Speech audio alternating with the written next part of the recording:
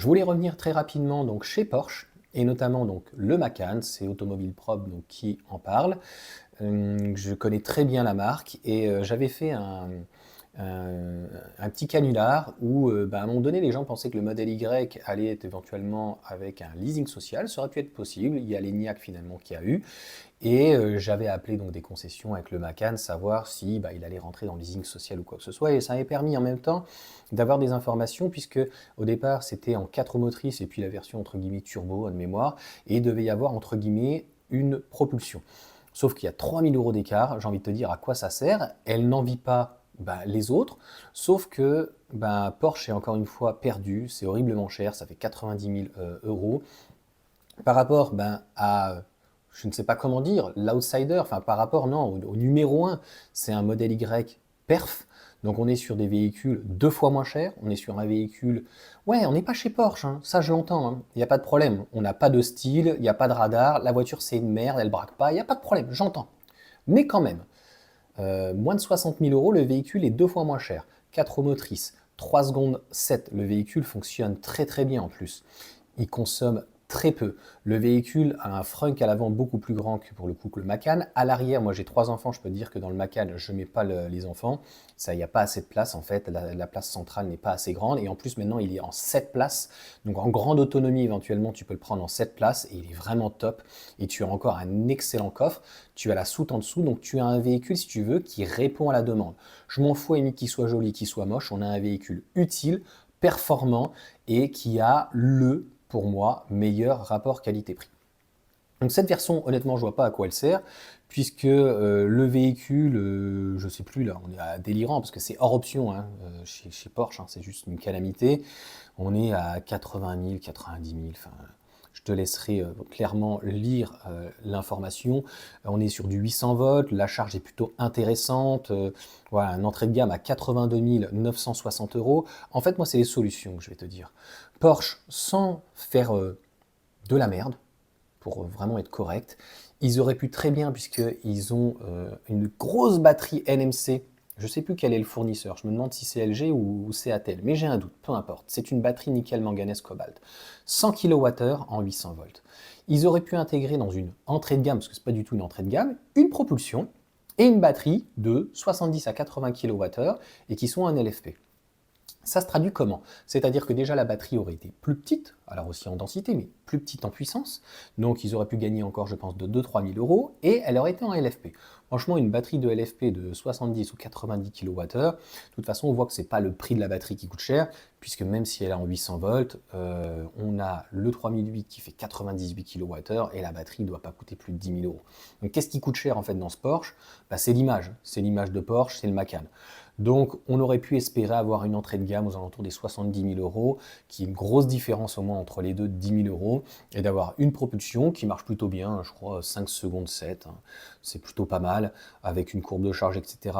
Mais c'est là où les constructeurs chinois sont très forts, c'est-à-dire qu'ils te proposent pour le même poids une entrée de gamme en LFP, si tu veux un véhicule plus performant, qui soit pas forcément en propulsion, même si BYD propose des 4 motrices aussi en LFP, et bien d'avoir des véhicules très intéressants.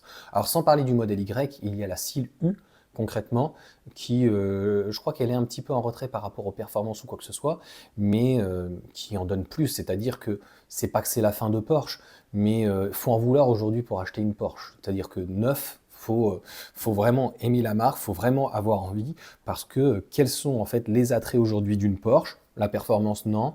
Le volume, non.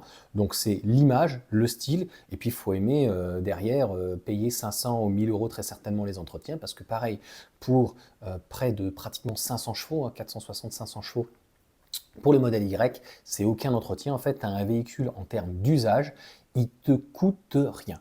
Donc voilà pour cette petite vidéo. Limite coup de gueule. Je pense que Porsche, il faut clairement qu'ils se ressaisissent. Alors, où il y a des gens qui achètent, ouais, mais il y a beaucoup de personnes qui achètent en fait en entreprise. Donc, c'est juste entre guillemets pour se la raconter. Ils se la prennent à 1300 euros. Au final, par rapport à un modèle Y en leasing, parce qu'il est moins bien situé, et encore, c'est dans les 700 euros, 800 euros, c'est kiff kiff bourricot. Et non, ils se font raser pratiquement même par toute la concurrence. Tu as aussi le G9 qui est quand même très très très intéressant. Tu as aussi le EV9 qui est très très intéressant. Et ils n'ont absolument rien à envier en termes de technologie, en termes de performance. Donc encore une fois, ce qui reste, c'est le logo Stuttgart. C'est un peu ce qui reste, et puis le côté dynamique, et puis le style. Le Macan est joli, il est magnifique, c'est un véhicule qui m'aurait pu m'intéresser, je n'irai même pas l'essayer, parce que quand tu vois que c'est 90 000 euros, en fait c'est le prix d'un Lotus Elettre. À 94 000 euros, tu as un véhicule Lotus Elettre qui est pratiquement déjà full option. Tu as des super jantes, tu as une très belle peinture, tu as le lidar, tu as les suspensions pneumatiques. Enfin, franchement, de qui se moque-t-on quoi? Et tu es quand même chez Lotus. Donc c'est ce que j'ai dit aux personnes de Lotus. Demain, par rapport au Lotus Elite qui fait 5,10 m, ils nous font un SUV un peu plus petit de 4,80 m qui soit aussi joli, avec un style plus joli qu'une Porsche, clairement. Avec la peinture jaune, mais par contre, il faut la prendre en S dans ces cas-là, c'est un peu plus cher. Je crois que c'est 104 000 ou 110 000 euros. Je pense que Lotus, il y a un créneau. Et là, concurrencer entre Porsche et un modèle Y qui est à 60 000 et une Porsche en prix de départ aux alentours des 80-90 000, je pense qu'entre 60 et 70 000, une propulsion, une 4 roues motrices, c'est là où j'attends en fait Lotus. La marque derrière, il y a Geely, donc autant te dire que c'est du costaud avec Volvo, Zeekr, etc. etc. Mais là, attendre quoi de Porsche, c'est hors de prix. Donc tu veux une Porsche, maintenant le ticket d'entrée pour une Porsche, il y a une vingtaine d'années, c'était les Boxster et autres, c'était 46 000, un Cayenne c'était 56. Là, même en thermique de toute façon, mais aujourd'hui, que ce soit thermique ou électrique, une entrée de gamme, l'entrée de gamme, c'est ce qu'ils te disent.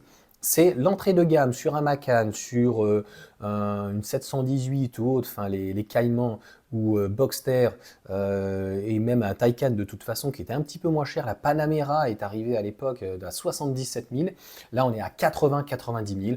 Donc autant te dire, on est pratiquement à 100 000. C'est pareil que BMW avec la i7 où on est à 200 000 euros. J'ai vu la vidéo d'Atmo. C'est pas parce que tu as les moyens de te payer ce genre de voiture. Franchement, est-ce que ça les vaut en fait? Je crois que je vais titrer en fait cette vidéo comme ça. Est-ce que cette entrée de gamme en propulsion avec une batterie énorme de 100 kWh qui n'était pas forcément utile, où on aurait pu mettre une plus petite batterie avec une batterie moins coûteuse, mais va pas me dire que c'est ça qui coûte cher. Là, c'est le groupe Volkswagen avec Porsche et Audi, donc qui font un peu plutôt une conjointure avec Audi, qui fait n'importe quoi. Est-ce que ça les vaut? Absolument pas. La concurrence derrière, au-delà franchement de Tesla, c'est les Chinois. Et une fois qu'ils seront en place, une fois qu'ils auront des usines en Europe, eh bien, on va voir par exemple Xpeng qui propose, on va voir BYD, on va voir tout le groupe Geely. Et c'est horrible de se dire que demain, tu vas avoir une MG ZS. Normalement, ils vont faire aussi une X-Power à donc 435 chevaux. Quand on sait qu'elle est remisée à 35-37 000, la MG4, ça sera la même plateforme, donc on aura un véhicule très certainement à la 3 secondes 8, peut-être 4 secondes 2. Se dire qu'une petite MG à 40 000 balles mettra des petites pilules à de la Porsche Macan. Porsche n'a jamais voulu réellement faire des voitures que de performance, au 0 à 100, mais quand même, c'est ce que les gens apprécient, c'est-à-dire quand même de pouvoir montrer que le véhicule est très dynamique. Donc le style, ça fait pas tout, et encore une fois, si tu veux un véhicule qui est du style, tu prends pas une Porsche, tu prends pas un Cayenne, tu prends pas un Macan, tu prends un Lotus Elettre. Pour moi, dans ce type de gabarit à 5 mètres, c'est le plus beau véhicule. Je le trouve un peu ferme au niveau du siège quand je l'ai essayé. Si tu veux voir mon essai, il était plutôt constructif. Avec ma femme et tout, on a pu filmer. C'est un très très beau véhicule. Tu tapes Yuan en VE et puis tu as l'info, tu mets Lotus Elettre et tu l'auras. Donc voilà, franchement, des véhicules qui sont aux antipodes de nos constructeurs. Là où tu as encore une fois une entrée de gamme. De l'autre côté, c'est vraiment important de comprendre, les Chinois arrivent avec des véhicules tout finis. Le G9, à 60 000 balles, tu choisis juste la taille de ta batterie, tu la prends en propulsion 4 roues motrices ou une version performance, et tu as tout, coffre électrique, les jantes de fou, tu as les radars, les caméras, elle a même pour le coup la conduite donc, de niveau 3, mais qui n'est pas encore disponible donc en Europe, c'est à cause de l'Union européenne, mais pour dire voilà, le véhicule, il est full. Et un autre concurrent de chez Geely, au-delà de Lotus, qui va arriver chez Porsche, ça va être très très dur, c'est Zeekr. Zeekr qui va arriver aussi, notamment Smart, les mêmes châssis, Volvo, avec des véhicules, donc châssis électriques, de très beau volume, et des véhicules en fait en 4 roues motrices, et ça marche très très fort. Donc voilà, se dire qu'une petite MG4 X-Power fonctionne tout aussi bien qu'un petit Macan, c'est du jamais vu pareil. C'est du jamais vu. On n'a jamais vu une petite GTI rivaliser avec un truc de 600 chevaux là. Enfin bref, bonne journée à tous et à méditer clairement.